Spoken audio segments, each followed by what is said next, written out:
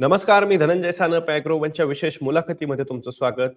राज्यात मागच्या काही काळापासून शेतकऱ्यांना जो काही अतिवृष्टीचा फटका बसतोय, अवकाळी पावसाचा फटका बसतोय, या सगळ्या पार्श्वभूमीवरती अतिवृष्टीचं अनुदान असेल किंवा अवकाळीचं मदत किंवा अनुदान असेल, त्यासोबतच पीक विम्याची भरपाई असेल, त्यासोबत कर्जमाफी असेल, अशा विविध मुद्द्यावरती सध्या किसान सभेनं रान पेटवलेलं आहे आणि या सगळ्यामध्ये कालच जर का बघितलं आपण, तर बीड जिल्ह्यात किसान सभेच्या नेतृत्वाखाली एक शेतकऱ्यांचा मोर्चा काढण्यात आलेला होता, आंदोलन करण्यात आलं होतं.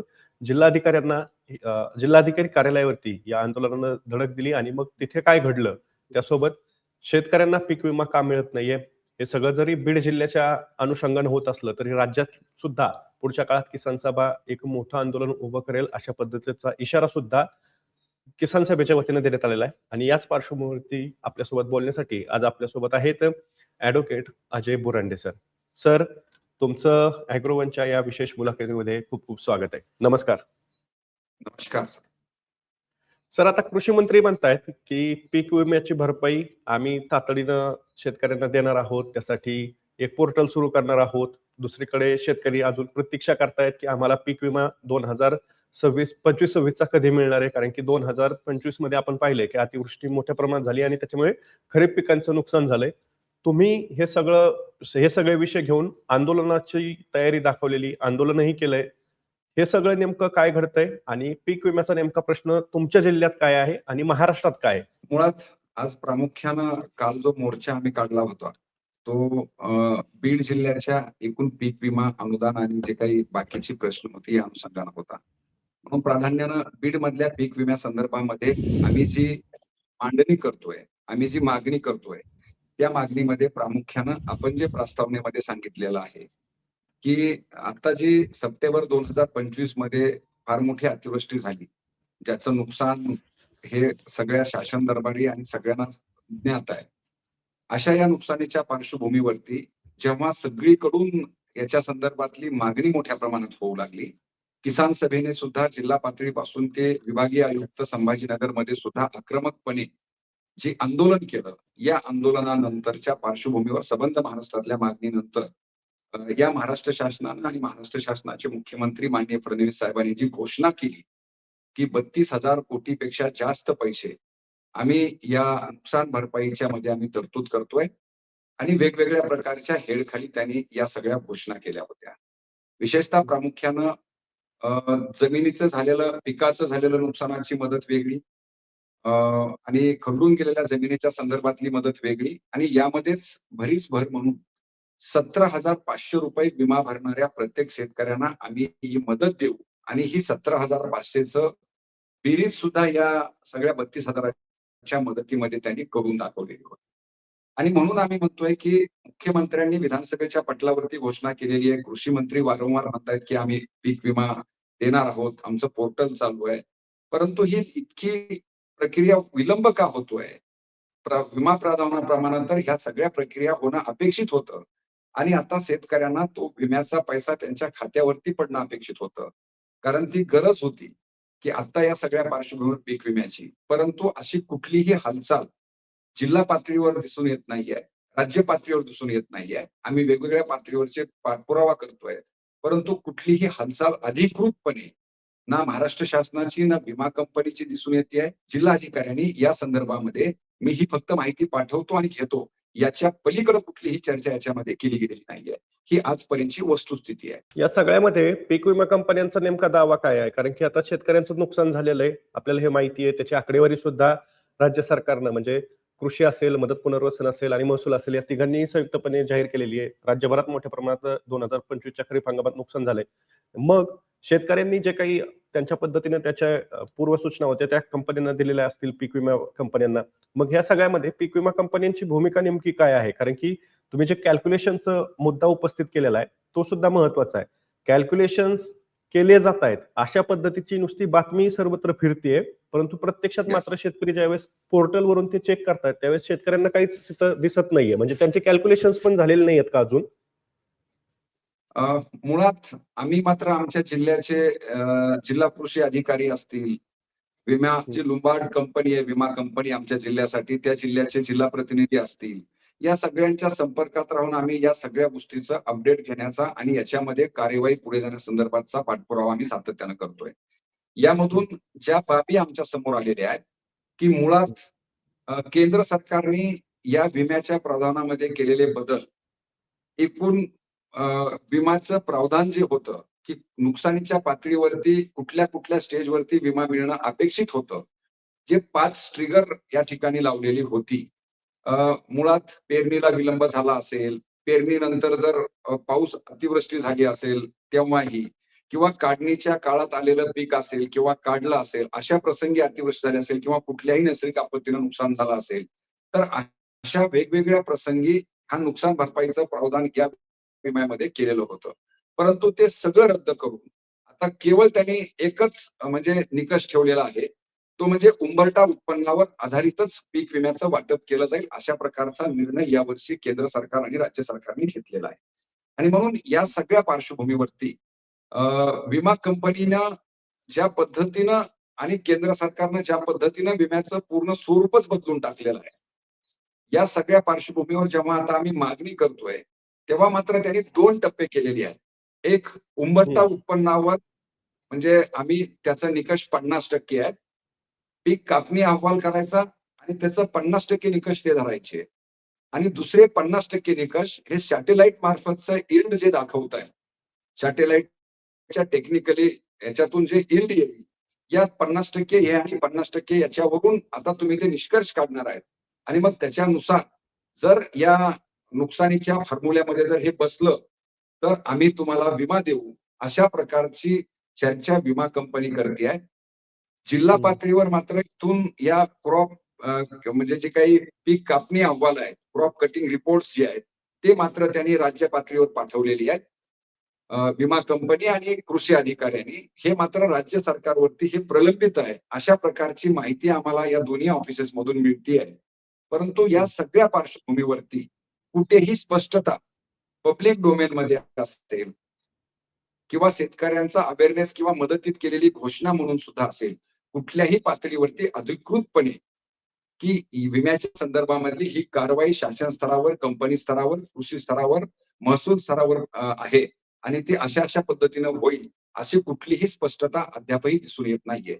आता पीक विम्याची तुमची ही मागणी आहे, या सगळ्या गोष्टी लक्षात आल्या. पण दुसरी एक तुमची मागणी अतिवृष्टीचं अनुदान ज्या पॅकेजचा तुम्ही उल्लेख पण केलात, तर त्याच्याबद्दल सुद्धा तुमचा काही आक्षेप आहे? त्याच्याबद्दलच्याही काही मागण्या आहेत? आता एकीकडे राज्य सरकार असं सांगतंय, की आम्ही प्रत्येक जिल्ह्यामध्ये, प्रत्येक गावातल्या शेतकऱ्यांना आम्ही जी काही यादी काढलेली होती बाधित, अंशतः बाधित आणि पूर्णतः बाधित अशी शेतकऱ्यांची किंवा जिल्ह्यांची, गावांची, त्याच्यानुसार आम्ही मदत दिलेली आहे आणि ते 32,000 कोटींचं पॅकेज वगैरे होतं.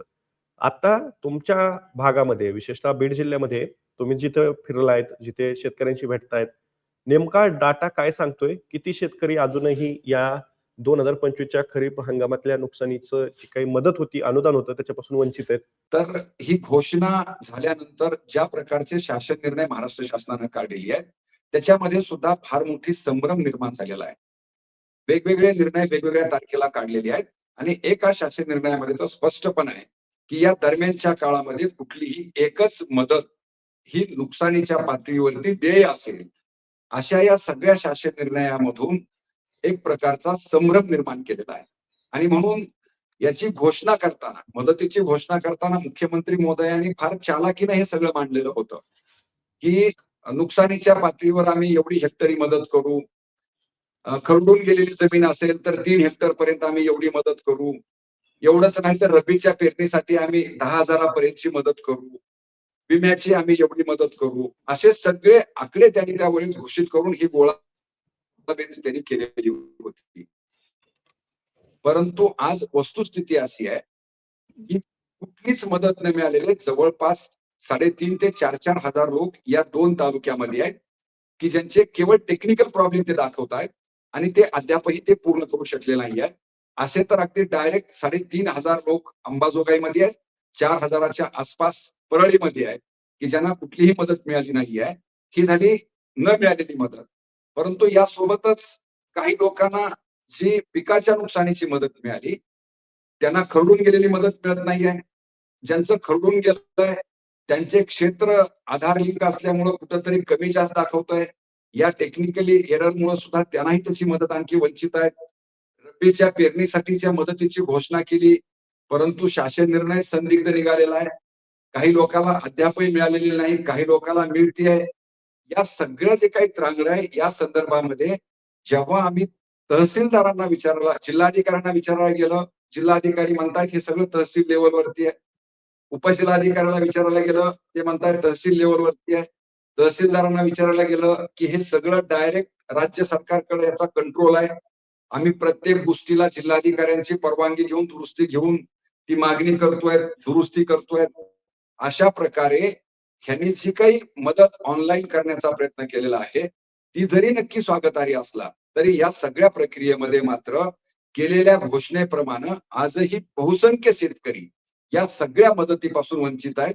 नक्कीच मदत मिळाली आहे, परंतु कुणाला 5,000, कुणाला 8,000, कुणाला 10,000, 12,000 याच्या पुढे एकाही शेतकऱ्याला मदत मिळाली नाहीये, असं आम्ही दाव्यानं सांगू शकतो. आणि ही चर्चा आणि डिस्कशन करायला आम्ही कधीही महसूल प्रशासनाबरोबर तयार आहोत. अच्छा. आता यातलाच तुम्ही जसं उल्लेख केला पिकांचा, जमीन खरडून जाण्याचा किंवा वेगवेगळ्या पद्धतीचे नुकसान झालेले, घरं पडलेली किंवा जनावरांची गोठ्यांचं नुकसान झालेलं. जनावर काही ठिकाणी जनावरं पण वाहून गेली. तर आता याच्यामध्ये येस, येस. राज्य सरकारनं अलीकडेच एक शासन निर्णय काढलाय आणि त्याच्यामध्ये मग सुधारणा केली आहे, की पशुधनाचं जर का नुकसान झालेलं असेल, मृत पावलेलं असेल एखादं पशुधन, तर त्याच्यासाठीचे निकष वगैरे बदललेत. म्हणजे ते निकष अशा पद्धतीने बदलले गेलेत, की त्याची अजून कार्यवाहीच पूर्ण झालेली नाहीये. म्हणजे त्या शेतकऱ्यांना अजून मदत मिळालेली आहे का? म्हणजे ग्राउंड पातळीवरती त्याचं चित्र काय आहे नेमकं? कारण नाही, निकष आता आलेले बिलकुलच आहेत. या पशुधनाच्या नुकसानी संदर्भात तर अद्यापही स्पष्टता नाही आहे.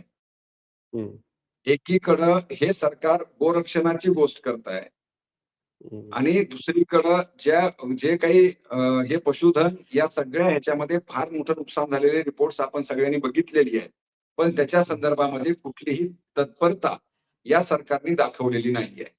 ही वस्तुस्थिती सुद्धा मागणी आमची कालच्या मोर्चामध्ये होती. बरं. आता याच्यानंतरची एक मागणी ज्याची प्रतीक्षा राज्यातले सर्व शेतकरी करतायत आणि त्याची ती मागणी सुद्धा तुम्ही घेऊन जिल्हाधिकारी कार्यालयात वरती गेलेला होतात. सगळं काही तुम्ही तिथं चर्चा केली. कर्जमाफीचा एक मुद्दा आहे. कर्जमाफीबद्दल आता मुख्यमंत्र्यांनी घोषणा अर्थसंकल्पातही करून टाकली आहे. महसूल मंत्री चंद्रशेखर बावनकुळे असं म्हणालेत काल परवा, की आम्ही गरजू शेतकऱ्यांना कर्जमाफी देणार आहोत आणि त्याचे काय रिपोर्ट्स जे आहेत ते आता समितीकडून येतील आणि त्याच्यानंतर आम्ही कार्यवाही पूर्ण करू. एकूण हे सगळं असताना तुमची मात्र मागणी अशी आहे, की त्याची तारीख नेमकी जाहीर करा. ही मागणी काय आहे मग तुमची नेमकी? कशामुळे? नाही, मुळात जी मागणी झाली होती खरं म्हणजे महाराष्ट्राच्या एकूण या सगळ्या शेतकरी चळवळीमध्ये एक चांगलं पाऊल उचललेलं होतं, ज्यामध्ये प्रामुख्यानं किसान सभेचे डॉक्टर अजित नवले असतील, प्रहारचे माझे मंत्री बच्चू कडू असतील, राजू शेट्टी साहेब असतील आणि वेगवेगळ्या हं, शेतकरी संघटनांनी सगळ्यांनी एकत्र येऊन जे आंदोलन उभा केलं होतं नागपूर ठिकाणी आणि त्याचा एक परिपाक म्हणून हं, सरकारने जी काही कर्जमाफीच्या संदर्भामधली चर्चा आणि भूमिका घेतली, त्यामध्ये जी मागणी ठेवलेली होती, की या 26 जूनच्या नंतरचं हे कर्ज आपण सगळं माफ करावं. अशा प्रकारची जी अपेक्षा होती त्याच्या मागचं कारण असं होतं, की यावर्षी जी काही अतिवृष्टी झालेली आहे, यावर्षी जे नुकसान झालेलं आहे, त्या नुकसानीच्या पातळीवरती जे शेतकरी आपलं कर्ज भरू शकत नाहीये, ते सुद्धा पुन्हा या सगळ्या थकबाकीमध्ये आणि कर्जाच्या ओझ्याखाली बुडणार आहे. आणि म्हणून त्या तारखेपर्यंतचे निकष लावून तुम्ही ही कर्जमाफी घोषित करा. अशा प्रकारची मागणी या सगळ्या शेतकरी संघटनांनी महाराष्ट्रातल्या केली होती. परंतु हं, त्या सगळ्या मागण्यांना हाताळ फासून अ, केवळ आपली केलेली घोषणा आम्ही करतोय असा एक खोटा आव आणून आणि करताना हजारो कोटी रुपयाची कर्जमाफी म्हणायचं आणि देताना मात्र म्हणजे आवळा देऊन भोपळा काढल्यासारखा प्रकार जो आहे, असं सगळं मागच्याही कर्जमाफीमधून संबंध महाराष्ट्राने बघितलेला आहे.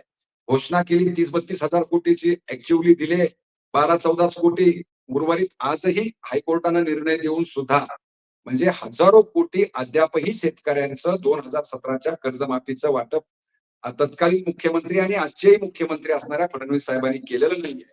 आणि म्हणून आमची याही कर्जमाफीमध्ये मागणी अशी आहे, की तुम्ही जे बोललेलं आहे, "बोली तैशी चाली त्याची वंदावी पाऊले." या याच्याप्रमाणे आपण जे बोललेलं आहात, कोरा कोरा म्हणून सातबारा, त्या पद्धतीनं असे कुठलेही निकष न ठेवता सरसकट तुम्ही कर्जमाफी करावी, अशा प्रकारचं निकष तुम्ही जे लावतायत बावनकुळे साहेबांचा जो उल्लेख आपण आता केलेला आहे, की याच्याकडं हे असेल, त्याच्याकडं गाडी असेल, त्याच्याकडे हे असेल, तर त्याला कर्जमाफी देणार नाही. उद्या असंही होऊ नये. एका बाजूला तुम्ही सगळं ऑनलाईन करताय आणि अँड्रॉइड मोबाईल ज्या शेतकऱ्याकडे त्याला आम्ही कर्जमाफी देणार नाही. अशा प्रकारची ही खुलसट एखादी जर आट त्यांनी टाकली, तर तेही आश्चर्य वाटायला नको. कारण यांची मर्यादा इतक्या कमीत कमी पैसे कसे आपल्याला या कर्जमाफीसाठी देता येतील, अशा प्रकारचं शेतकरी विरोधी धोरण या ठिकाणच्या राज्य सरकारने घेतलेलं आहे. म्हणून आम्ही वाट बघतोय, की आज 2 एप्रिल आहे. आज त्यांचे जे काही निकष येत आहेत, या कर्जमाफी संदर्भातले आणि हे निकष जेव्हा येतील, त्यावेळेस पुन्हा एकदा महाराष्ट्रातल्या सगळ्या शेतकऱ्यांना, शेतकरी संघटनांना एकत्रित करून ही कर्जमाफी जर योग्य दिशेने असेल, तर आम्ही त्याचं परत स्वागत करू. परंतु जर ही फसवी असेल, तर आम्ही त्याच्या विरोधामध्ये पुन्हा एकदा मोठं आंदोलन उभारण्याची तयारी किसान सभेनं इतर सगळ्या शेतकरी संघटनांना सोबत घेऊन करण्याची केलेली आहे. तुमचा एक नंतरची एक मागणी जी होती ती ऊसाच्या FRP च्या संदर्भात होती. ऊस हंगाम, गाळप हंगाम ज्यावेळेस सुरू झाला ऊसाचा, त्यावेळेस तुम्ही सुरुवातीला कारखानदारांच्या विरोधात मराठवाड्यात मोठ्या प्रमाणात आंदोलनं केली. खरं तर पश्चिम महाराष्ट्रात तशी आंदोलनं होत होती, पण ती आता तुमच्यामुळे मराठवाड्यात सुद्धा होऊ लागली आणि त्यातनं एक जनजागृती निर्माण झाली लोकांमध्ये. आता हे सगळं होत असताना कारखानदार असं म्हणतायत, की आम्ही FRP नुसार बिल दिलेली आहेत किंवा FRP नुसार बिल देऊ. पण तुमची मागणी आहे, की सुरुवातीला जे निश्चित झालेलं होतं तुमच्या आंदोलनाच्या नंतर, ते शब्द आता कारखानदार पाळत नाहीयेत आणि प्रशासन सुद्धा त्याच्यात सामील झालंय, असा तुमचा एक आक्षेप आहे. ह्या आक्षेपाला आम्हाला काल बळकटी मिळालेली आहे.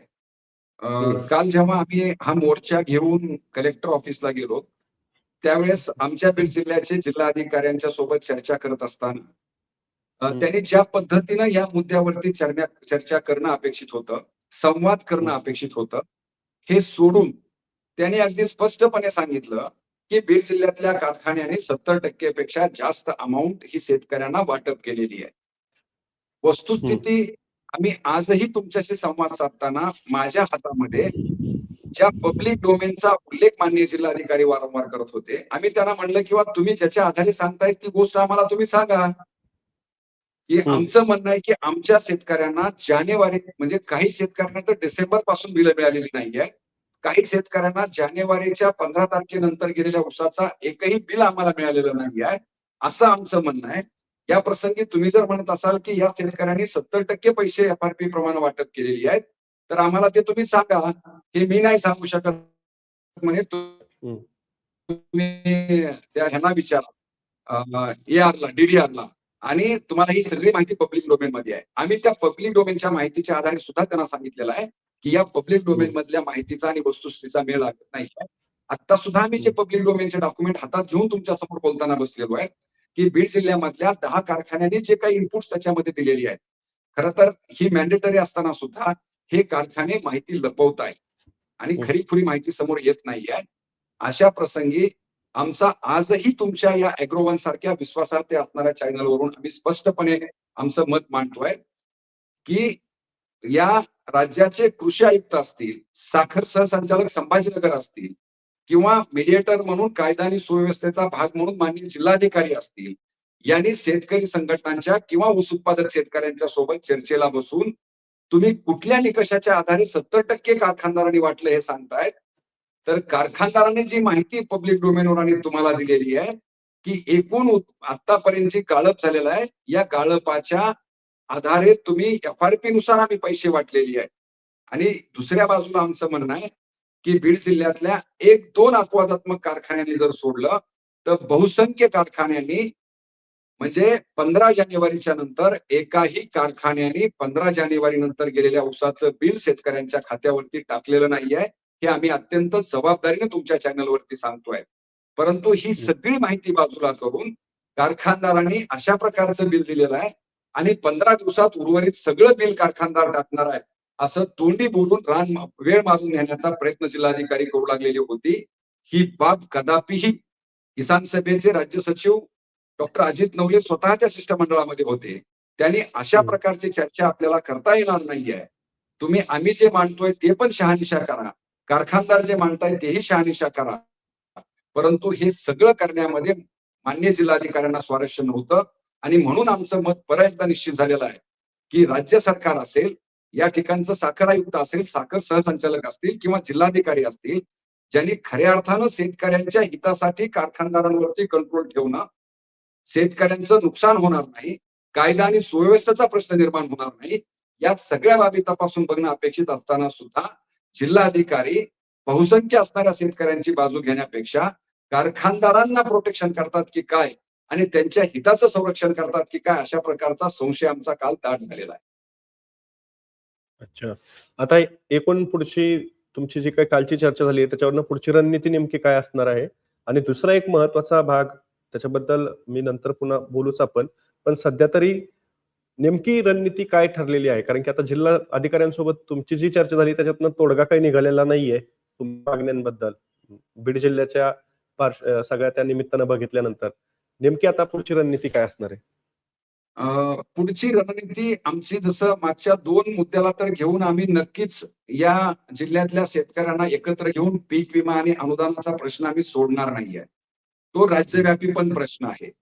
त्याला तर हो. घेऊन आम्ही पाठपुरावा करणार आहेत. वेळप्रसंगी जिल्हाधिकाऱ्यांच्या ह्याच्यावरती जे काही निर्णय येईल राज्य केंद्राचा किसान सभेचा, जे निर्णय ठरेल त्या पद्धतीचं उग्र आंदोलन येत्या काळामध्ये किसान सभा करेल. परंतु ऊस बिलाच्या संदर्भामध्ये मात्र मला आपल्या चॅनलवरून आणखीही काही बाबी स्पष्टपणे नमूद करायच्या आहेत, की बीड जिल्ह्यामध्ये आता त्यांनीच केलेल्या पब्लिक डोमेन मधल्या डॉक्युमेंटच्या आधारे आम्ही ज्या निष्कर्षाला पोहोचलेलो आहोत, त्यांच्या म्हणण्यानुसार 307 कोटी रुपयाचं येणं आमचं बाकी आहे बीड जिल्ह्यामधलंच. उर्वरित मराठवाड्याचं तर किती असेल आणखी माहित नाहीये. कारण बीड जिल्ह्यामधला एक जर कारखाना सोडला म्हणजे ह्याचा गंगामाऊली, तर बाकीच्या सगळ्या कारखान्यांनी कुठल्याही कारखान्याने जानेवारी 15च्या नंतरचं बिल टाकलेलं नाहीये. हे आम्ही आजही जबाबदारीने सांगतोय. आणि म्हणून ही एवढी मोठी बीड जिल्ह्यामधली जवळपास 300 कोटी रुपये, नांदेड रिजन मधले जवळपास 697 कोटी रुपये, 650 कोटी रुपये पश्चिम महाराष्ट्रातल्या ऊस उत्पादक शेतकऱ्यांची बाकी आहे. एकूण महाराष्ट्रामध्येच ज्यांनी ज्यांनी ऊस घातला त्यांना खरं म्हणजे ह्यांनी ह्या ऊसाचं बिल 14 दिवसाच्या नंतर देणं आपल्याला सगळ्याला अभिप्रेत आणि कायद्यानं बंधनकारक असताना सुद्धा हे दिलेलं नाहीये. ज्या पद्धतीनं किसान सभा आणि ऊस उत्पादक शेतकऱ्यांना सोबत घेऊन संघर्ष समितीला, शेतकरी संघर्ष समिती सगळ्यांना सोबत घेऊन नांदेड सहसंचालकांनी जशा पद्धतीचे रिपोर्ट्स आणि अहवाल साखर आयुक्ताकडे पाठवलेली आहेत की या सगळ्या कारखान्यांनी मुदतीमध्ये बिलं दिलेली नाही आहेत, 15% व्याजानं त्यांना बिलं देण्याची कारवाई आयुक्त स्तरावरून प्रस्तावित व्हावी, अशा प्रकारचे रिपोर्ट ज्यांनी दिलेले आहेत, तशाच प्रकारचे रिपोर्ट हे संभाजीनगर सहसंचालकांनी सुद्धा पाठवावे. या संदर्भातला पाठपुरावा किसान सभा करेल ऊस उत्पादक शेतकऱ्यांना सोबत घेऊन. आणि याही उपर जर असं काही झालं नाही तर ऊस उत्पादक शेतकऱ्यांच्या वेगळ्या सगळ्या संघटनांना, सगळ्या पक्षाच्या बाहेरच्या सगळ्या ऊस उत्पादक शेतकऱ्यांना एकत्र करून पुन्हा एकदा जसं ऊस दरवाढीचं आंदोलन बीड जिल्ह्यामध्ये आणि मराठवाड्यामध्ये मोठ्या जोमाने झालं होतं, जे शक्य नव्हतं, ज्याची अपेक्षा नव्हती, असे आंदोलन पदरात पाडून घेण्यासाठी हजारो शेतकरी रस्त्यावरती आले. आता तर लेखी आणि घोषित केलेला आणि काही काळापर्यंत बिल जे लेखी दिलेलं आहे आणि घोषित केल्याप्रमाणे काही शेतकऱ्याला मिळालेलं आहे. परंतु या पुढच्या शेतकऱ्यांना तर कळस असा आहे की आंबा सहकारी साखर कारखाना असेल, यांनी तर सुरुवातीला 2700 टाकलं आणि जानेवारी नंतर 2400 टाकलेलं आहे. तीच प्रॅक्टिस आता तुम्ही म्हणताय तसं काही कारखाने करण्याच्या तयारीत आहेत की FRP प्रमाणे बिल द्यायचं आणि बाकीचं बिल थकवता येतं का, शेतकऱ्यांना दमवता येतं का, अशा पद्धतीचे प्रॅक्टिस करण्याची शंका आमच्या मनामध्ये येते आहे. म्हणून आमची खात्री आहे की घोषित केलेला आणि माझ्या गावातल्या काही शेतकऱ्यांना जर 2775 न मिळाला असेल आणि तुम्ही जर अशा प्रकारची प्रॅक्टिस करणार असाल तर शेतकरी ऊस दरवाढीच्या आंदोलनापेक्षा मोठ्या प्रमाणामध्ये मी घातलेल्या ऊसाचं बिल मी गणित केलेली आहे की 2775 प्रमाणे मला एवढे पैसे येणार आहेत आणि ते जर येत नसतील तर यापेक्षाही आक्रमक आंदोलन बीड जिल्ह्यामध्ये आणि मराठवाड्यामध्ये होऊ शकतं. आणि याची सर्वस्वी जबाबदारी ही साखर आयुक्त, साखर सहसंचालक, जिल्हाधिकारी आणि या ठिकाणचे कारखानदार यांची असणार आहे. याला आम्ही कुठेही जबाबदार नसणार आहे. आता राज्याच्या विविध भागामध्ये आता बीड जिल्ह्यामध्ये सुद्धा अवकाळी पाऊस झाला काही भागांमध्ये, मराठवाड्यात वेगवेगळ्या भागात होतोय पाऊस. तुम्हीच तुमच्या संघटनाच्या निमित्तानं फिरत असता, शेतकऱ्यांशी भेटता, बोलता. आता पंचनामे वगैरे सुरू झालेले आहेत का ग्राउंड पातळीवरती? पंचनामेची मागणी करतोय, पंचनामे थातूर-मातूर करण्याचा प्रयत्न होतोय. परंतु पंचनाम्याच्या पलीकडे जाऊन या सगळ्या पार्श्वभूमीवरती खरं म्हणजे संवेदनशील म्हणून महाराष्ट्र शासन आणि कृषी मंत्र्यांनी अधिकृतपणे येऊन जे काढणीला आलेला गहू असेल, ज्वारी असेल, बाजरी असेल, ही सगळी पिकं विशेषतः ही झाली, परंतु जी फळपिकं आहेत, द्राक्ष असतील, म्हणजे वेगवेगळे म्हणजे बागा असतील, ह्या सगळे जे काही टरबूज, खरबूज या सगळ्या वेगवेगळ्या क्षेत्राकडे जो शेतकरी वळलेला आहे, तरुण शेतकरी, याची सगळी स्वप्न या अवकाळी पावसामुळे आणि या पर्यावरणाच्या बदलामुळे धुळीस मिसळू लागलेली आहे. अशा प्रसंगी कुठलीही तत्परता ना महसूल, ना कृषी, ना कुणाकडूनही दाखवली जात नाहीये. याबद्दलही खऱ्या अर्थानं म्हणजे खेद व्यक्त करावा वाटतोय.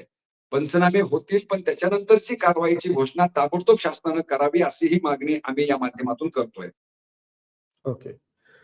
सर, तुम्ही खरं तर वेळ दिलात. तुमची जी काय मागण्या आहेत त्याच्याबद्दल चर्चा केल्यात. कारण की राज्यामध्ये मोठ्या प्रमाणात जर का आपण बघितलं तर शेतकरी पीक विम्याची प्रतीक्षा करतायत. शेतकऱ्यांचं मोठ्या प्रमाणात नुकसान झालेलं होतं. नंतर अनुदानाच्या बाबतीतली तुमच्या जिल्ह्यातली जी परिस्थिती आहे तीच राज्यातल्या इतर जिल्ह्यांमध्ये सुद्धा आहे. तुम्ही त्याच्यासाठी आवाज तुमच्या पातळीवरती उठवतायत. तुमच्या नेतृत्वाच्या आणि त्यासोबतच अजित नवलेंच्या नेतृत्वाखाली तुम्ही राज्यव्यापी आंदोलन उभं करणार असल्याचा इशारा सुद्धा दिलेला आहे. तुम्ही या सगळ्या विषयांसोबत आमच्यासोबत चर्चा केली. त्याच्याबद्दल खूप खूप धन्यवाद. धन्यवाद. आभारी आहे.